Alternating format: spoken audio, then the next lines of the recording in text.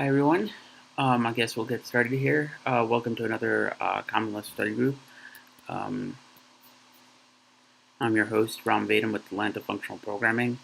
Today we were originally scheduled to continue our discussion on application development in Common Lisp with our FLAC parser demo. Um, Fortunately, I couldn't find a couple of the cue sheets to finish off some of the metadata blocks. I'm still trying to hunt on that. Um, so I decided that it might be better to hold off on that for another week before we continue that, and instead I am going to be covering a topic that I started last week a little bit before we switched back to the application development demo, just because I've been reading through this, and I think most of the folks on the stream would be interested in sort of seeing it come to fruition. So I mentioned this last week a little bit, and that is one of the things I started going back into is the last chapter of Let Over Lambda. I started reading particularly the last case study that was in there. That's a culmination of a lot of stuff that we did in our Let Over Lambda series on learning macros. And that is the generation of a compiler for Forth. Now, for folks who aren't familiar with Forth, Forth was created in the 1960s by Chuck Moore. And it was particularly designed for being a very small language that could be easily implemented for embedded systems. He followed the lineage of Lisp in that he studied under John McCarthy, and he actually picked up a lot of this minimalism ideas from that school, and he implemented this basic thing so that he could solve specifically computing needs that he was having while he was working in a laboratory doing some research projects in hardware design, astronomy, and so forth. So, Forth was originally it was a very small language that was implemented with for specifically embedded platforms, and kind of shined in that realm, primarily because of the way it was required to be implemented. And in fact, it actually ended up inspiring the design of other languages that we kind of take for granted today, particularly like PostScript and PDFs for doing document generation. Additionally, there are some other concatenated languages that are kind of implemented on top of that. So we're going to go ahead and start off by creating a new project here. Just go ahead and do this.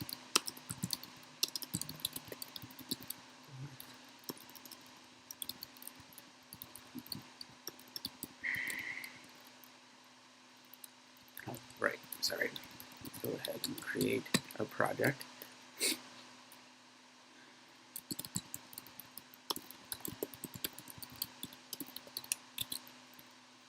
I'm going to go ahead and create a project, AFP Forth demo. Let's go ahead and depend on just Alexandria for now.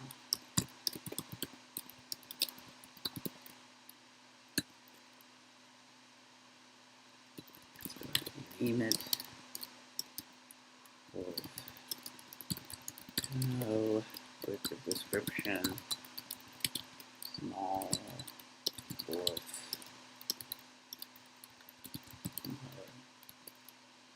Now, it is technically a compiler because it's going to be taking in Forth code and then converting it over to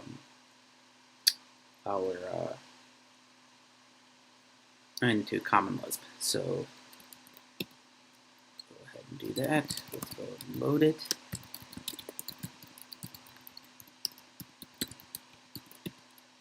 Okay. Post with demo source.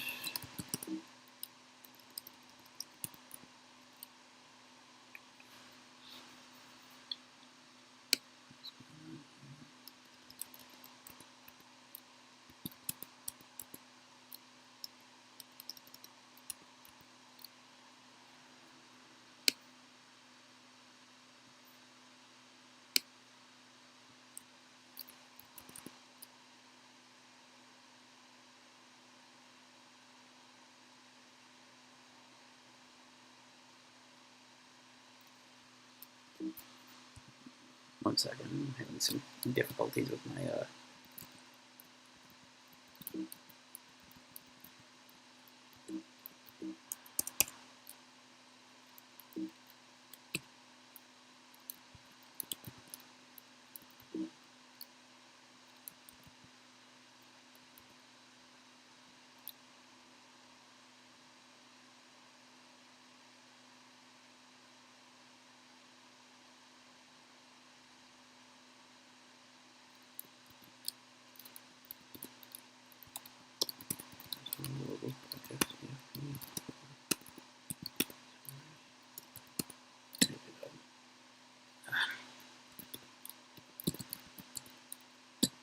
there we go. All right. So to keep things simple, I'm just going to go ahead and store everything into this single Lisp file. Although obviously, when you're designing a much larger compiler, you probably do not want to do that. So to get started let's understand what a forth implementation kind of requires. Forth is a very small language that, like I mentioned, that is based on the idea of a set of very fixed abstract registers that map either to real registers if you're actually writing for an embedded platform, or and converting it to the particular machine instructions on that embedded platform, or it can be mapped to memory locations inside of an application if you're trying to create, like, say, an embedded forth that could be used as a scripting language, and it could be implemented in other ways too as well. But there are really just like 5 or 6 tables that we can variables that we really need, that we could just call as fixed registers, that we could call as forth registers. So we could just go ahead and create these registers as the following: the parameter stack, which represents parameters that are going to be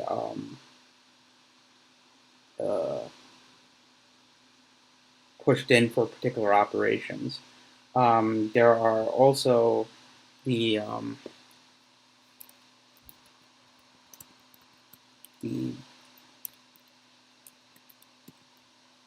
register stack,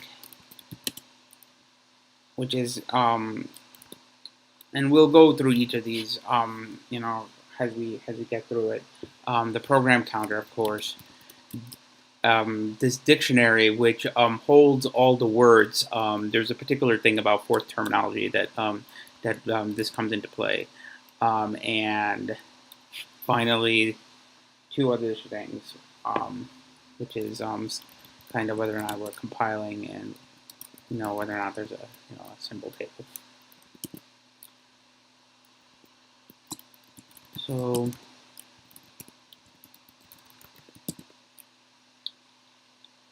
give me just 1 second.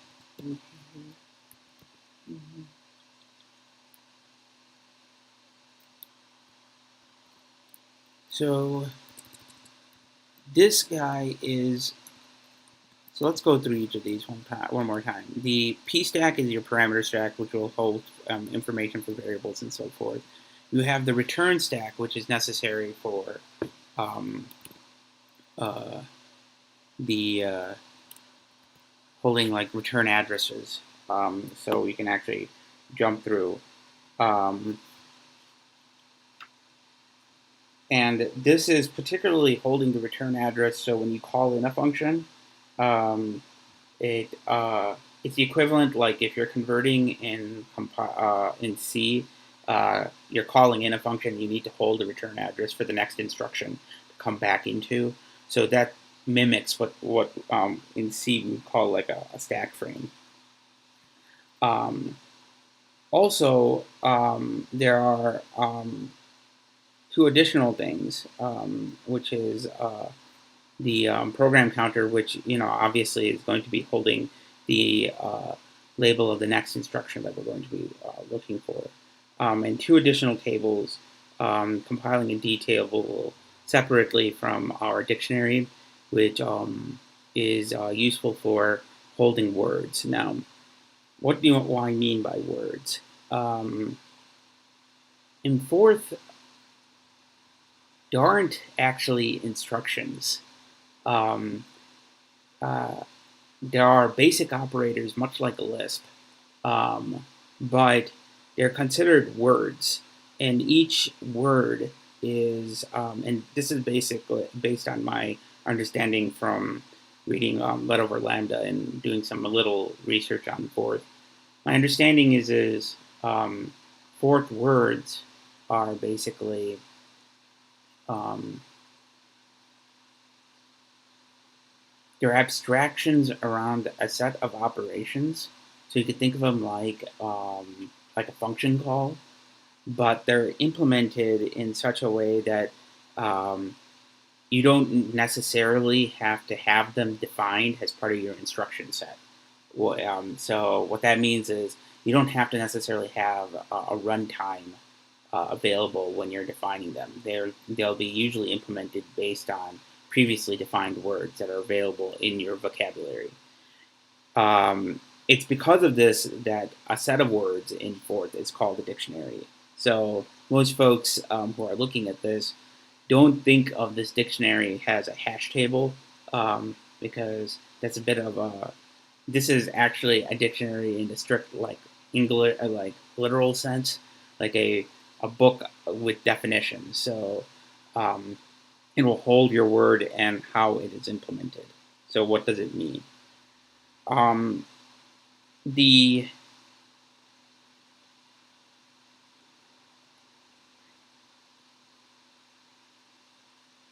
Usually the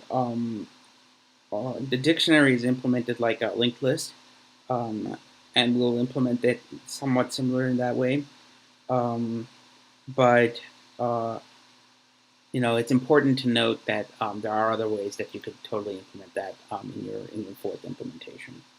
Compiling and dtable we'll visit in just a minute. Those are related to how we end up compiling these words in generating our machine code, or in our case, our Lisp code.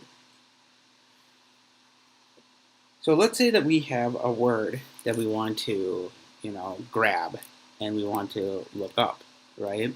Then clearly we need to know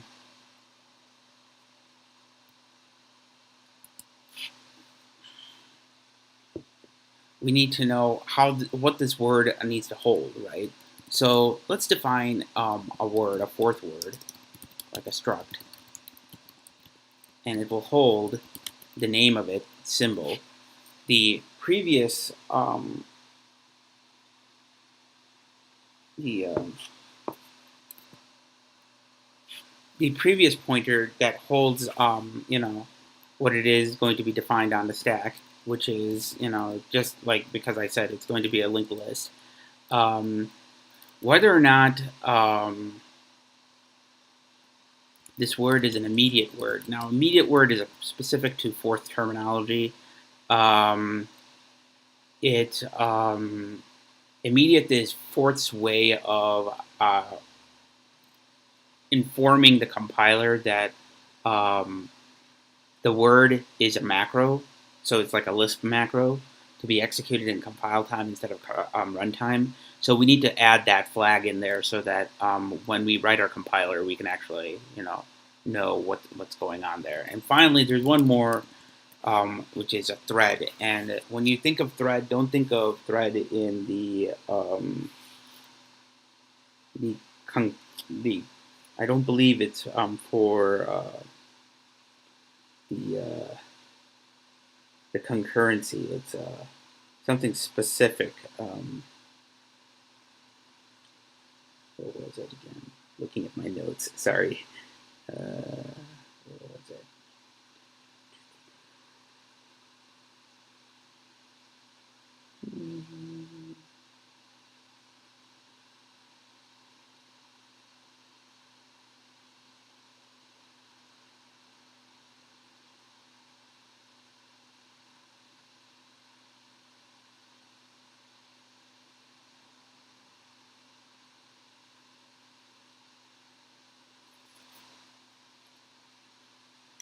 So this threaded flag is specifically um, a framework for helping the immediate code compilation and metaprogramming of facilities inside of Forth. So, given this, you know, this fourth word, we'd want to be able to um, look up a particular word in a dictionary. So let's define a function called fourth lookup that takes in a word and the dictionary whose top word is last. Okay, last word. I'm going to call this top word. For some reason, if you read in the letter over lambda book, it actually calls it last. To me, it was confusing when I was reading through it. It didn't make much sense. So I'm just going to call it. Question. Yeah, sure. What data structure are you using to implement a fourth dictionary that the fourth lookup function is going to be working on? I'm right now using just a simple linked list, but we could totally implement it using a hash table. Like if you see how this is right now, this structure here. This previous pointer is our pointer to the previous word in the dictionary. So when we attach a word, we would provide the previous word into the constructor before it constructs the new word. So a dictionary. So this structure fourth word is actually the dictionary. This is defining words in the dictionary. Yes. This defines the words in the dictionary, and it's the dictionary for the time being is nothing more than a linked list of words that we would use to see right now. And for the time, you may have noticed that there's no code connected to these. These would be used just to see if to see if the word is defined. We would figure out there's some code later on that would implement how the actual implementation of it, and that's related to the D table that we see that later, that we see that here in the fourth registers. That's kind of like the symbol table with the code that's related to a particular word. Let me just go ahead and do that.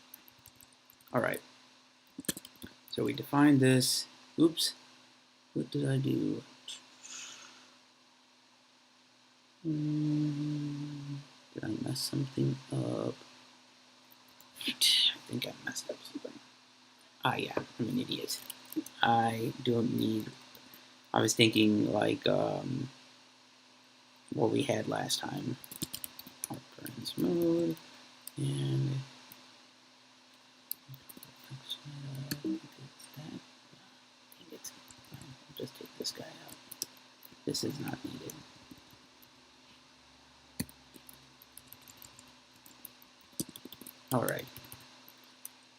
So I'm going to just go ahead and implement this as a recursive function. So we check to see if we already have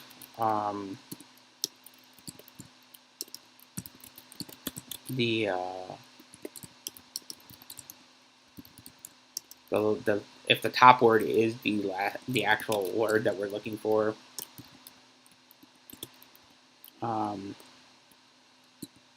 And if it is, we go ahead and return it. Otherwise, we call this guy up again on the word and then top word previous. Oops, not top word. Fourth word previous. There we go. That's right. And what's fourth world name? Not world name. Sorry, that was a typo. Word name. Thank you. What is it anyway? It's not. You make an equality check, but it's not defined anywhere. It's actually, so when you define a struct, all these are generated. So when you define a Lisp structure, each of them attaches the struct name and becomes an accessor. So this becomes fourth word name, fourth word previous, fourth word immediate, and so forth. All right, cool, gotcha. Okay. So we have now a lookup, but we need to obviously, talk about implementing some other things related to the. One other question. Yeah, sure. Should not be top word name.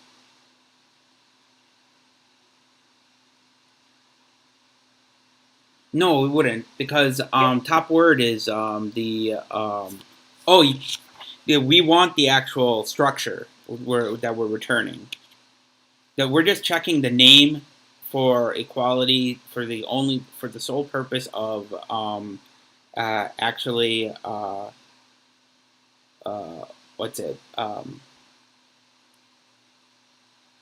we're only checking string equality for, and it's actually not string equality, it's actually symbol equality in the Lisp symbol sense, so that we can actually return the structure in the dictionary. Because we want the information about this. This is this entire structure gives us information on how to compile the particular word and how to generate the code. So I think I got it now. Right? So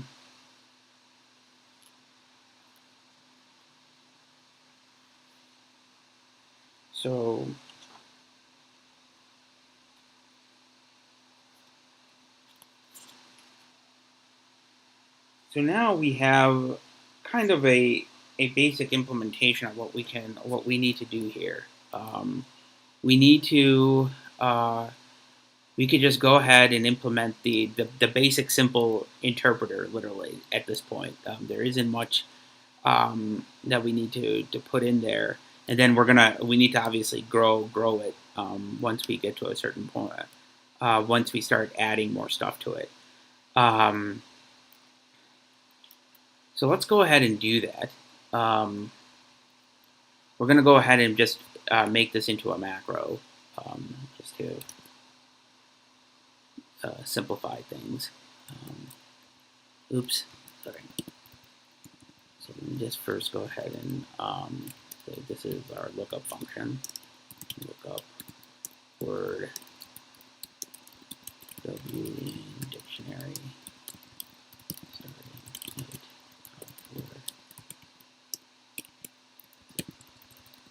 All right, so now we're going to implement our basic fourth, what the book calls, I think, is the inner interpreter. And the reason for this is because later on we're going to add an interpreter above it to do some interesting stuff. This guy is nothing more, very simple interpreter for fourth. We're just going to go ahead and call that. Fourth. And we're going to use, sorry about that, smart parentheses being a little crazy. we're going to go ahead and use a loop macro. And what we'll do is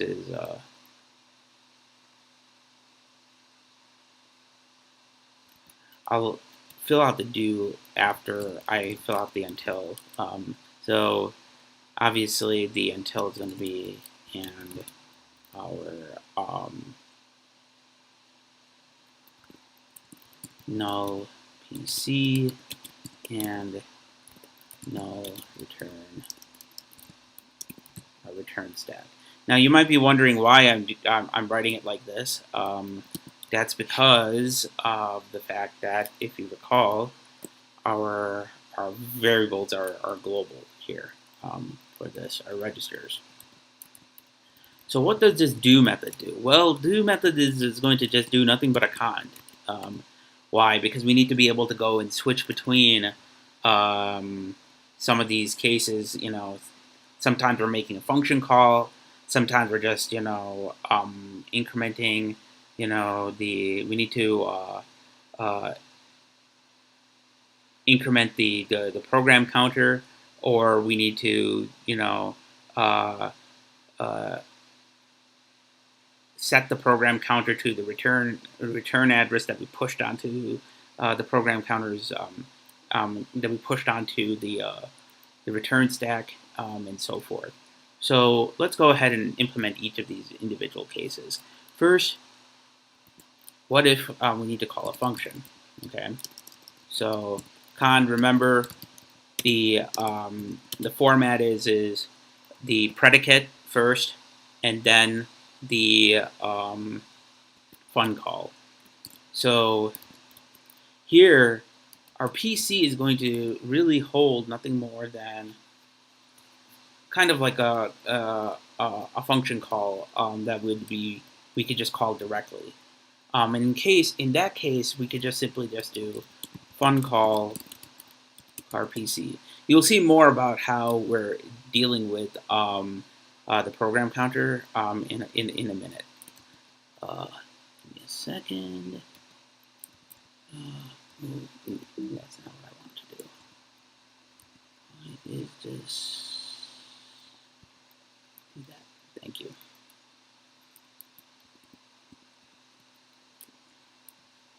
Sorry, I was a little confusing as to where the function call was actually occurring. So I'm just cleaning that up a little bit. So the next thing that we'd want to do is check to see if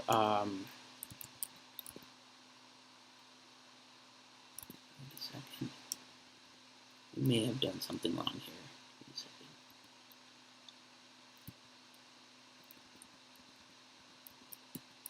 That's right. That's better.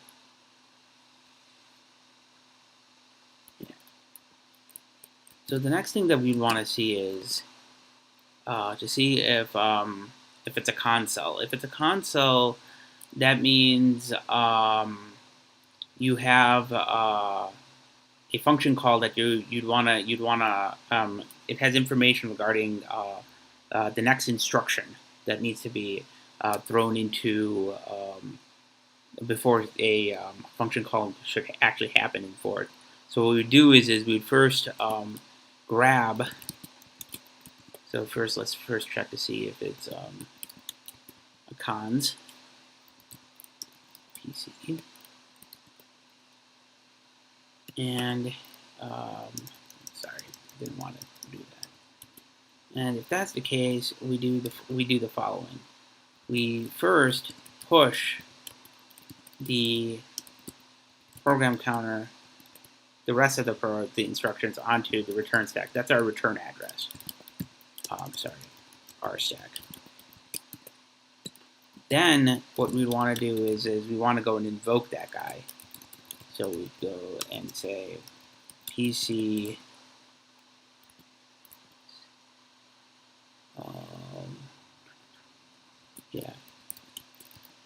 car PC. Again, this may look a little bit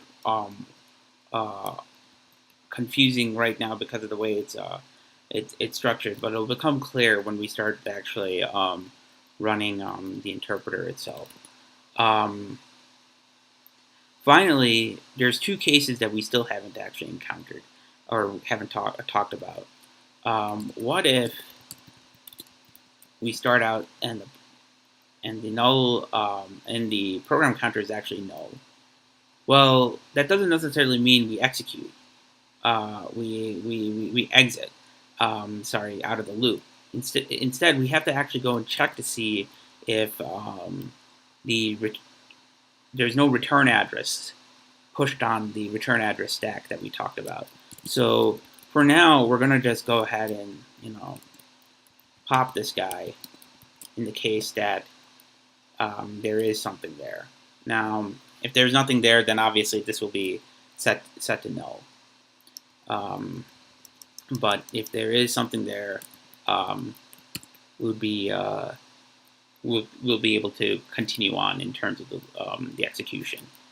Finally, what is our default case? Well, our default case is going to be setting up our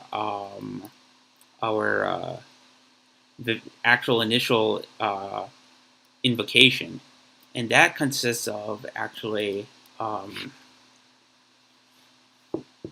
pushing stuff onto the parameter stack, and those are the parameters that we need to put on, and then go ahead and set up the program counter to the operation.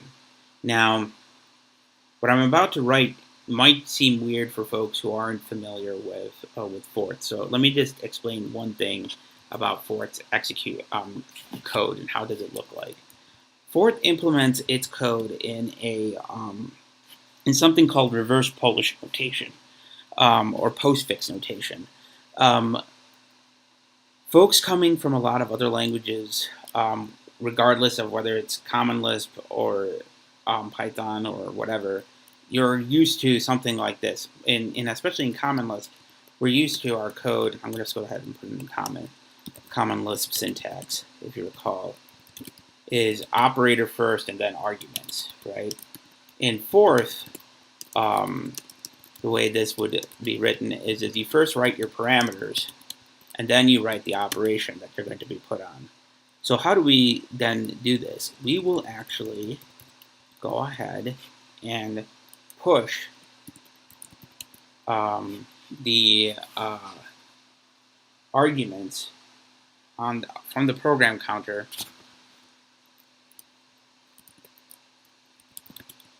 onto our parameter stack. All right. Now this may not get everything, but that's okay because we're looping. For the next instruction, we'll go check to see, and it'll default that, and it'll then set that up to be the next thing. And eventually the program counter will be set to an operation that it'll then get invoked. So the next thing we need to do is set f PC to be the rest of this guy. Why? Because of the fact that obviously we need to move on to the next instruction. So we push it onto the parameter stack, we go ahead and then go to the next instruction. So this, you can see, is kind of like doing a token by token scanning of the actual code as it's coming through the interpreter itself. So just make sure that I didn't miss any other cases. And yeah, this is it. This is your basic interpreter. There isn't much here yet because we still haven't actually defined operations and words and all those kinds of things. So we want to first have to define those, and then we'll be able to start actually using this inner interpreter first to test our basic Forth programs.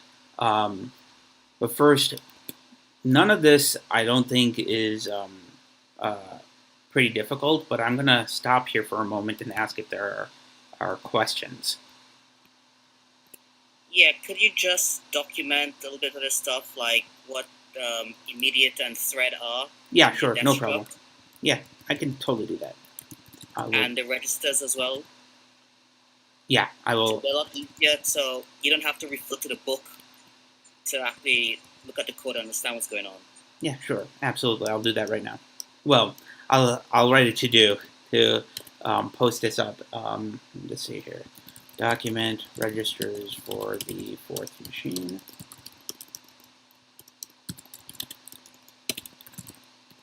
And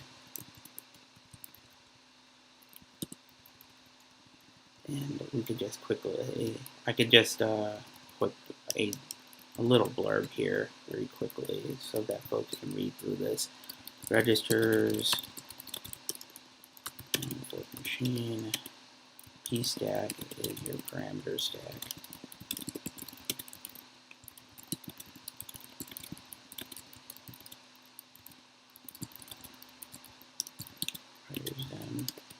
Then you have your R stack, which is your return stack, holds the instruction.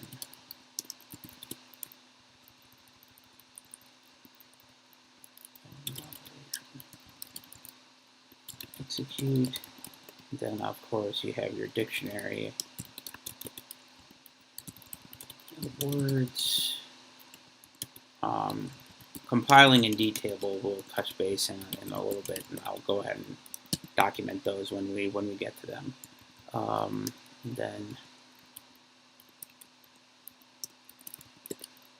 And of course, when you say operation, you're meaning word. Yes, I'll go ahead and say fourth word.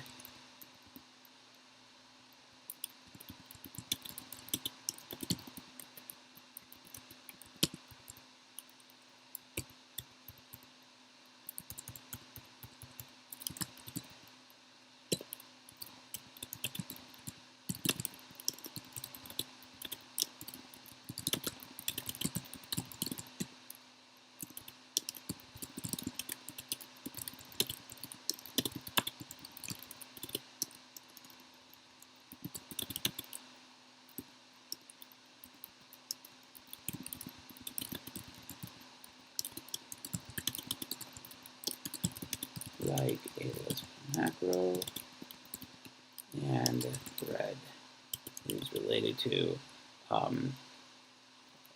some advanced metaprogramming rule used in metaprogramming as well. More on this. Go ahead and I put that in there so that folks on the stream would realize that will be discussed in a little bit. Okay. Okay, let's see, where are we? We are at the primitive forms. Okay, so let me just double check to make sure that we have some time on there.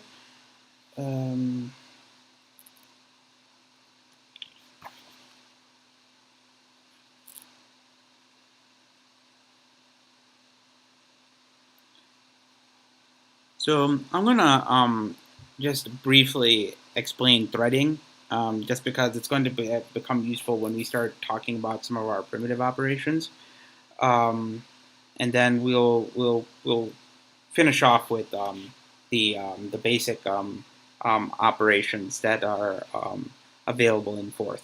But this is a very important thing because of the way we need to implement our Forth interpreter in Lisp. So in Lisp, as you guys know, Lisp, although we're using S expressions with it, it's functionally it's essentially giving us access to the actual tree symbols, the tree data structure that's available, the AST, and we need to be able to convert those, especially when we're starting to talk about macros. Compile those tree substructures that are macros related from and to and assembled in memory, so that we can actually construct a correct Lisp program from a macro.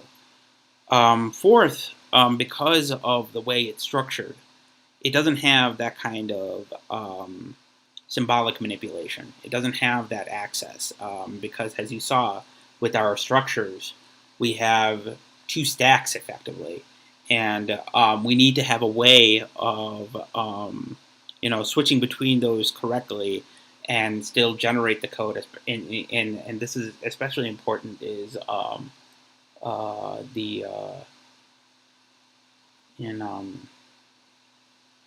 in metaprogramming, because you want to be able to at compile time correctly push the appropriate operations onto the correct stack and generate the right code. I apologize. Someone on the stream asked, "What is PC?" PC in the fourth code stands for program counter. My apologies for not explicitly spelling that out.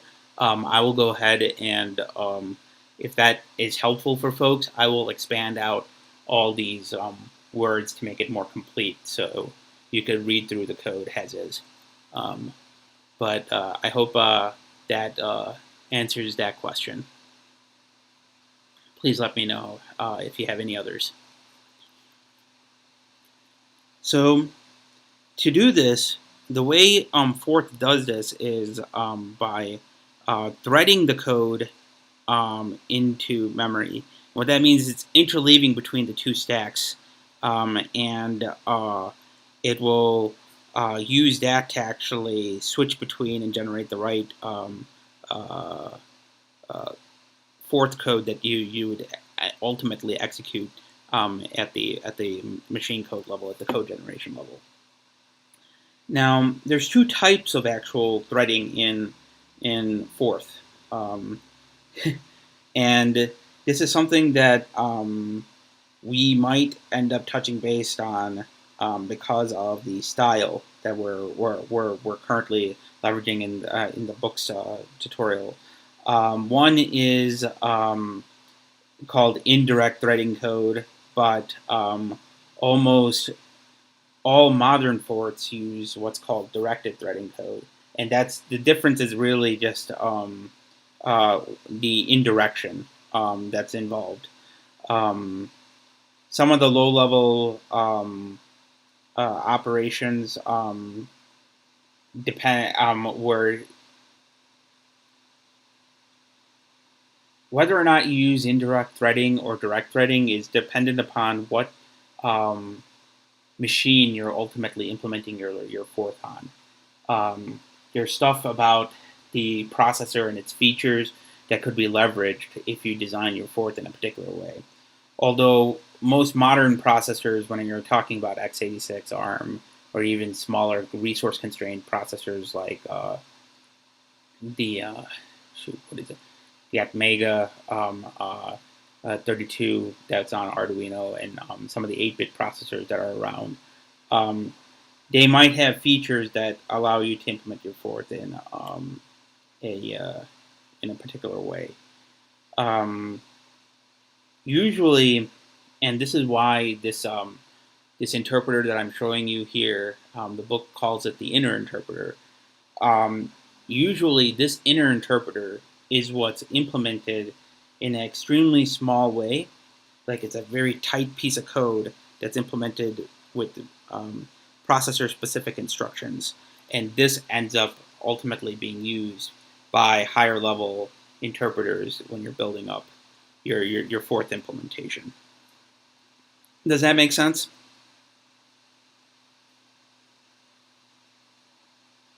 Silence. Okay. Yeah. Okay, cool. So we're going to go ahead and implement a couple of primitives. Obviously, this Forth interpreter that we have as is, it's pretty useless because there aren't actually words that we can actually use to go and leverage. So let's go ahead and implement some of those things. The first thing we're going to do is create a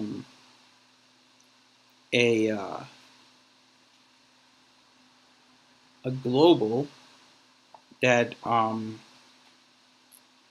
that will hold all of our primitive forms. You could think of this as our first dictionary, so to speak, that we're going to be working with. So let's call this guy fourth primitive forms.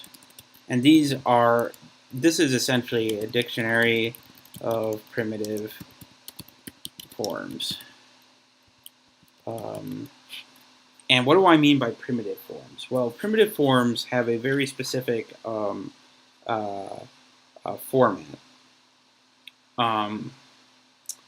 They're going to be I'm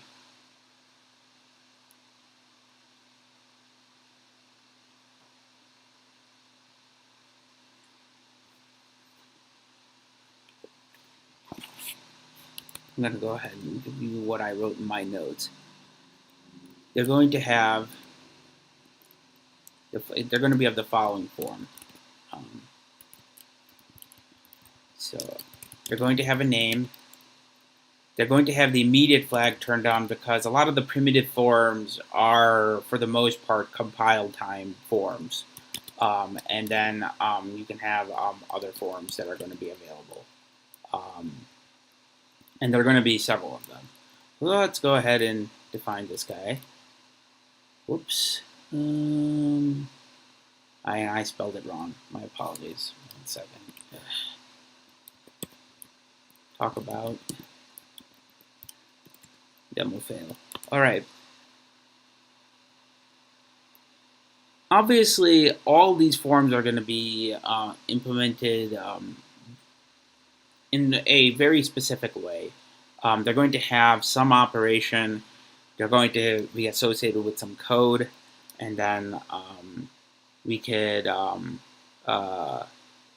so the operation is some symbol, and the code is going to be some sort of body. So let's go ahead and implement our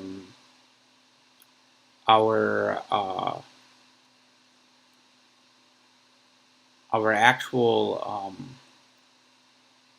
primitive the following way. So we're going to have something called a naked primitive, a macro. That guy is nothing more than generating the code that's going to be implemented for the form. And it looks like the following. So we do def macro fourth naked prim. This is the core of actually implementing a primitive. And we'll have some body. And all this guy is doing, my apologies, is push this code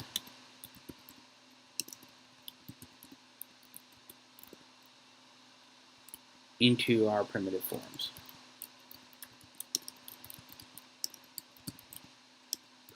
Forms. There we go.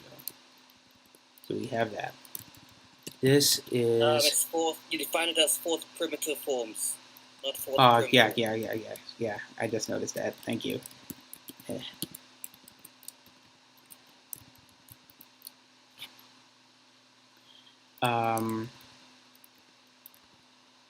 This alone will not actually define a primitive. We need an additional macro that leverages this macro that we're going to just call define. I'm just going to use a proper full name for this. Define fourth primitive. Okay. And this guy will take, again, some body of code. Okay. And we use that to define a naked primitive that literally just, splices this code. And what it does is it then sets F our program counter to the rest of the code, the actual body of it.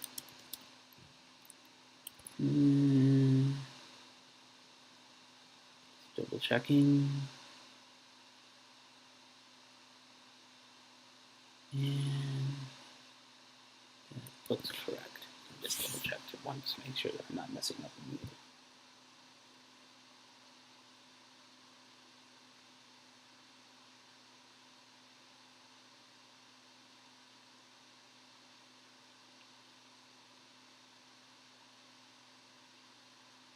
Right.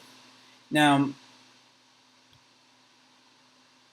one thing that these primitives will be doing is the update is all these primitives will do the kind of the same thing in terms of updating this program counter. You may have noticed, you may be wondering, well, why aren't we actually defining this naked primitive to just do both of this? Why do we need to have a special, uh, defined fourth primitive? Well, the reason is we really want the naked primitive to not deal with the next console in the thread. It's just merely executing, just doing its job is just defining something into the dictionary of our forms. So we defined it as two separate operations. The argument here, the first argument, is usually referred to the name of the primitive, the symbol that we're going to define. And by, hold on, just got a question. It caught my eye. Does this fourth stay on Lisp, or do you plan to emit a lower representation? Right now, we're going to, that's a good question. We're going to start with just doing emitting Lisp, but at some point, I have some plans to actually go in and see how to take whatever we have and see if there's a way to generate actual assembly code. But that requires a little bit more work, mainly in that you have to define the instruction set that you're going to actually emit on. Right now, I don't know of any like predefined libraries that have all those ISAs for like x86 and ARM being available. So if folks already know of a Lisp library that has defined like the ISA for a particular for x86 or ARM, let me know. Otherwise, I have been looking into figuring out how to take those instructions and just creating constants for them, so I can actually have a base ISA, like a Lisp implementation of the ARM ISA for ARM v6 for Raspberry Pis. That's currently what I'm working into and looking into. But let me know. Going back to this, what I was saying is define fourth primitive takes in two arguments. One is a symbol, and it's a Lisp symbol, and the other is the actual body of the code. There are actually in fourth 8 of these primitives. Okay, and so we're going to create essentially 8 symbols. One is the standard. I'm sure most people have seen this one. Let me just make sure I compile this first before I go in. Yeah, okay. Fourth primitive, the infamous no-op. Okay. You totally want this. This is, like I said, fourth is emitting to a lower machine representation, and Chuck Moore designed fourth to be as closely representative to a machine model as possible. Much like, you could think of this kind of like how C has been kind of guised, although C is much more complicated in terms of its runtime. But since it can extend and use implementations of machine code, you could, you can use a similar analogy, although I wouldn't, just because you're kind of mixing the two different styles of programming. So this no operation literally is, as it's defined, it does nothing.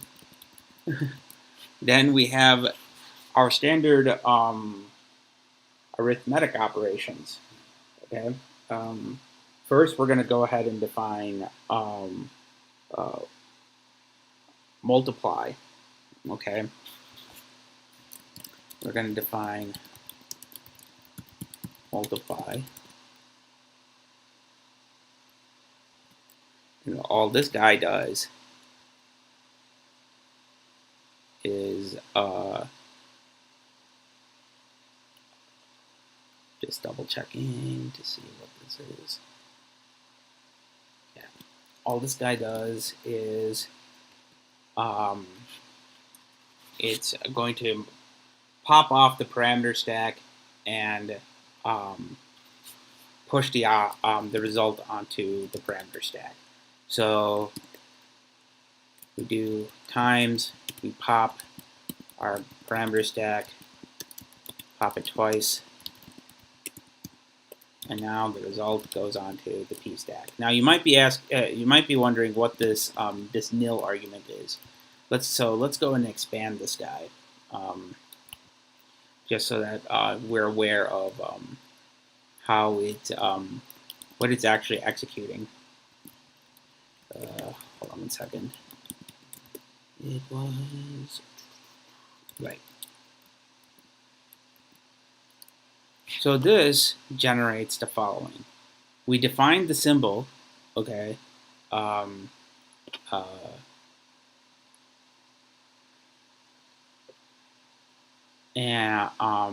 star as being not being an immediate, and we're writing the basic body of the code here. As you saw what I was talking about earlier here, this name, whether it's an immediate or not, and then whether it's forms. If you didn't have this nil here, our fourth inner interpreter will not be able to do the right thing for macros, and that will become useful for but that's going to be useful for a later day. So let's go ahead and define two other things. We can also technically define, although this wasn't in the book, for folks who are watching, I went ahead and implemented this for myself, just because these are pretty simple. You pop. I added times to this list. Plus to this list.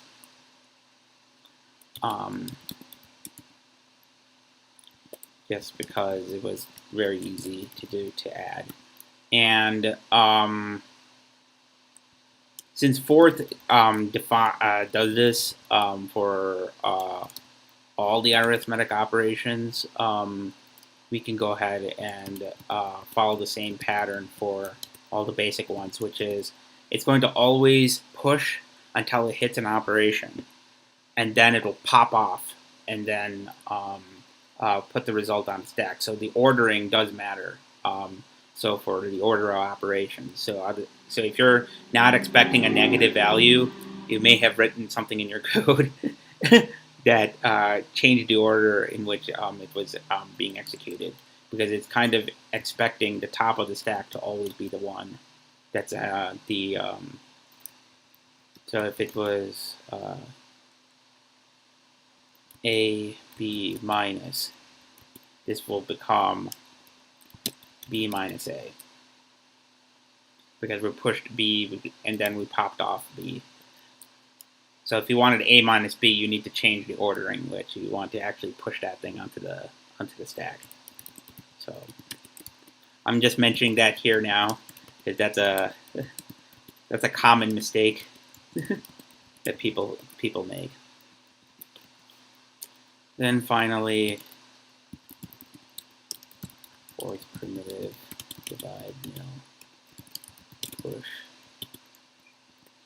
Divide up. Question. Sure. Since all of those four are basically the same kind of form, can that be made into a function with just like operator, mathematical operator? So all the code is repeated? Yeah, we could totally do that. We can totally make that. That's a very good point. it could be defun let's see, what would be the easiest way to do this? So this is the question of, would that be better to be written as a macro or as a function?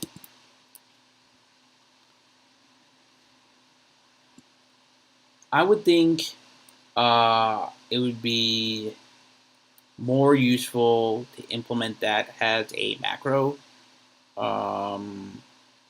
but it's simple enough that implementing it as a function wouldn't hurt. The main reason why I was saying macro is because since this is actually being executed in a macro, we could delay computation until we really need it. And in this case, that computation would be very useful at when we're doing code generation, because we'd want the operation that's there, the time operation, or the plus operation, depending upon what you want to define. But that sense, I would suggest you play around with it to see what the differences is. Honestly, I'd have to see what the generated code is to really give you an opinion, because I would think that if you made it as a function, this code will get evaluated here, and I don't think that was what you want. I think what you want is the actual form, the literal form, this guy,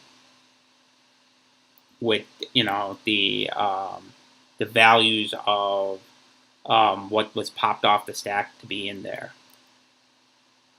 Does that make sense? Yep. Okay.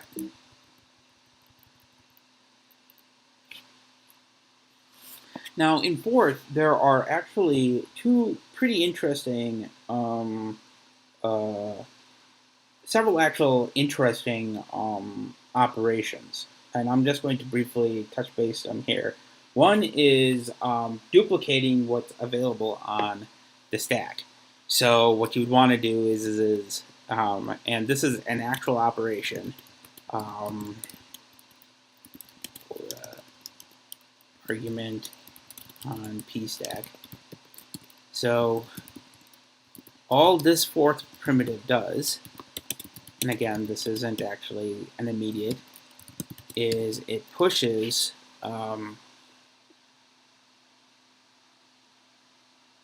what is currently on the p stack back onto the p stack. So it doesn't actually pop it off. Notice, it doesn't actually pop off the parameter. It is just simply duplicating it. This is a useful operation for certain kinds of other higher level functions that you might leverage doing this. So it is. It was so useful that they ended up making it into an instruction as part of what's available there. The next one is swapping. So you want to swap operations on the stack, and this is potentially. So that actually is a pretty simple operation too. What is swapping? We're just swapping the cons values between each other, and we could do that by just leveraging rotate f. And what are we rotating? We're rotating the top of the stack with the top of the next argument. And that's it.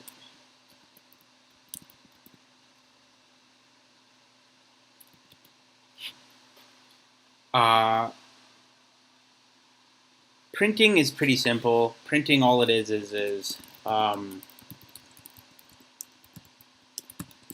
sorry, all it is taking what we have and popping off what's on the p stack. Then we have two operations related to whether or not we are pushing onto a onto the return stack, or whether or not we are popping off of the return stack and pushing onto the parameter stack. This is what I was talking about in that threaded code piece. This is a very important operation to do in order to handle function calls. So the notation that was used in the book, and this is going to be the same notation that I'll use here, is R nil, which means that we are pushing onto the return stack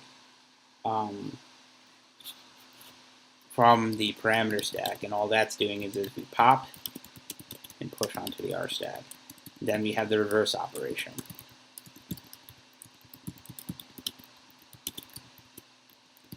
And all this is doing is we're popping from the return stack and pushing it back onto the parameter stack. Oops. Oh, sorry. Or I spelled define wrong.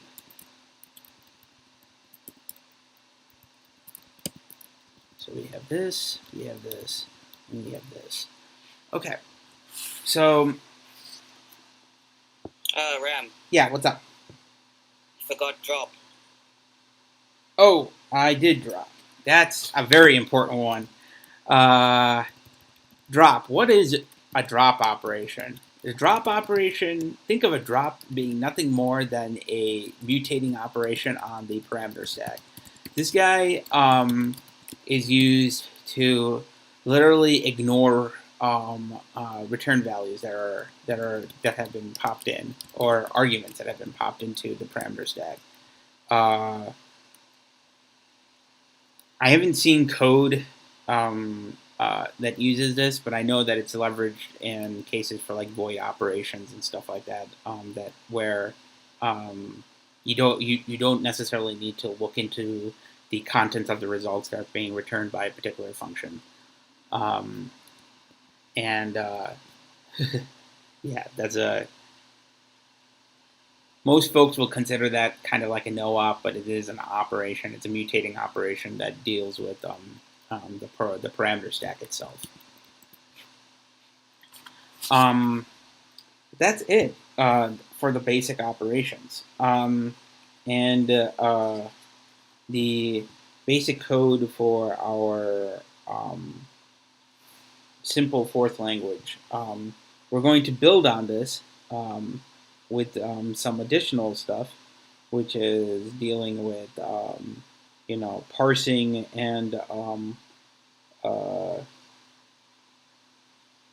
parsing of our code. And actually, because if you notice, we didn't actually write a parser just yet. We've defined our primitives, we defined our interpreter, but we don't actually have our parsing. Why is that? Well, we had to define these primitives in a basic dictionary before we can actually define a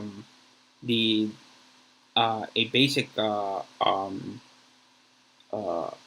parsers that will look up in this dictionary these words and then generate some basic programs. Let's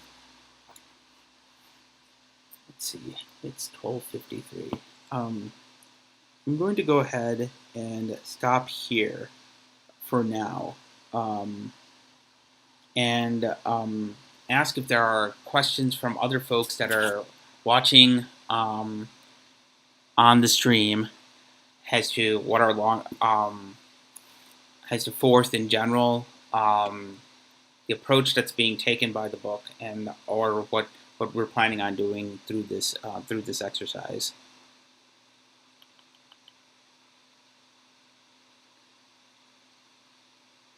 Okay. Questions from my stream audience, the folks that are on the Hangouts. This has been kind of short, just primarily because there's still some work that needs to be done here in terms of how the book defines. I was reading through how the book defines a couple of these these function calls, and I'm not too thrilled about them. The names are very confusing, so I'm going to go ahead and clean that up a little bit, and then we represent. This is coming from notes, stuff that I've actually implemented in a separate project as I've been going through it. The goal is to obviously, once we have this, we'll have a basic fourth interpreter.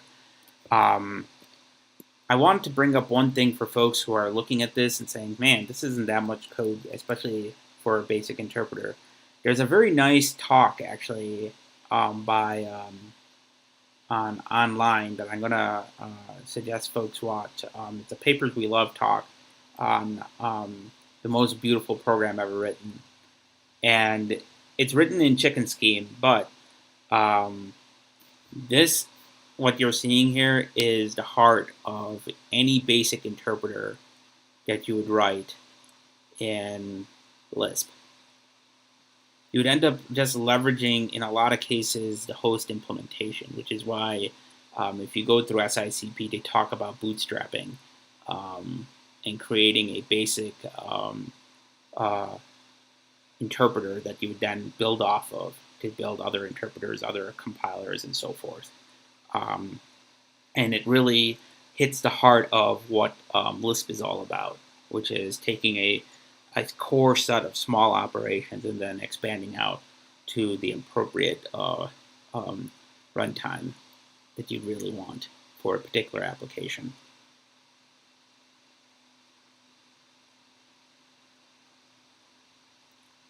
So, sorry for the short. Yeah, go ahead. Yeah, question. This is a huge chapter. When do you actually plan to finish this? Michael comes back next week to do FLAC. I'm going to be going through this bits and pieces at a time. I'm interested in doing another session of this tomorrow, if folks are interested. At the same time, 11:30.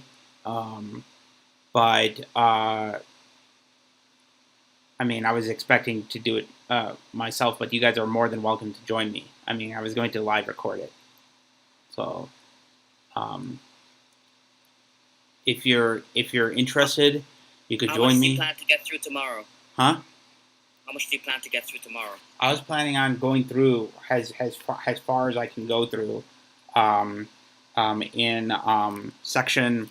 So if you're looking at the section code itself, my goal is to go through section 8.3 through 8.5, I think it is, which is like 20 pages, and the starting of the standard library. Because there's stuff in here that's talking about handling and stuff that I wanna do right in terms of actual explaining what's all going on. So section 8.3 to 8.6 is kind of where I'm going to be, what I'm shooting for. Just because there's a lot of different codes here that I'm currently mapping out in terms of implementing, and I want to make sure that we understand what's going on there. There's a couple of reader macros that he wrote, for example, for the standard library. There's a compile in macro that he ended up writing. We implement threading on page 309 for handling, and then we talk about the compiling flag.